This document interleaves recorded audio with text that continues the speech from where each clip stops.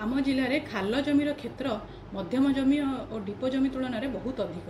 खाल जमी साधारणतः अत्यंत वर्षा होगा फल समुद्र पतन ठारू उच्चता कम होता बा लो एलिवेशन किंबा त्रुटिपूर्ण जलसेचन परिचालन व्यवस्था किंबा निष्कासन नथिया फल जमीगुड़िक पानी जमीगुड़िक पानी जमी रही जमीगुड़िक 6 मास पर्यंत जलपूर्ण हो रहे फल से किसी चाष कर हुए नहीं। तेणु यही जलपूर्ण जमी को चाष उपयोगी करने उच्च हुड़ा और सीआर पद्धति अवलंबन करा क्षेत्रर लैंड टोपोग्राफी बा स्थलाकृति को परिवर्तन करा उच्च हुड़ा और सीआर करी उत्तम परिवेश सृष्टि होता है। मूर्तिकार वायु चलाचल भल भाव होता है और फसल बढ़िया भल परिवेश सृष्टि होता है।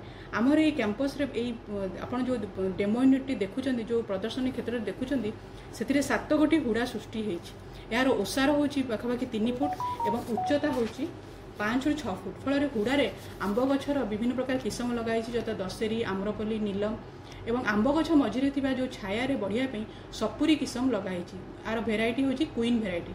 साधारणतः आपण मैंने जानते कि सपुरीटा आमर छाया को भल पाए तेणु एवं हुड़ारे यही सब विभिन्न प्रकार चाष कराई सीआर रे वर्षा दिने माछ चाष होता है। समय समय कम वर्षा हेले माछ चाष बदल में सारू चाष करा जाय थाए। तेणु फल प्रदर्शन क्षेत्र आंब सपुरी एवं पनीपरिया एवं माछ मिलता है। संपूर्ण भाव में जलपूर्ण जमी को चाष जमी में परिणत करा जाय पारियछि। फल आगामी दिन में जिलार चाषी भाई मैंने यही मॉडल को अनुसरण कर पतित बा जलपूर्ण खाल जमी को चाष उपयोगी करें।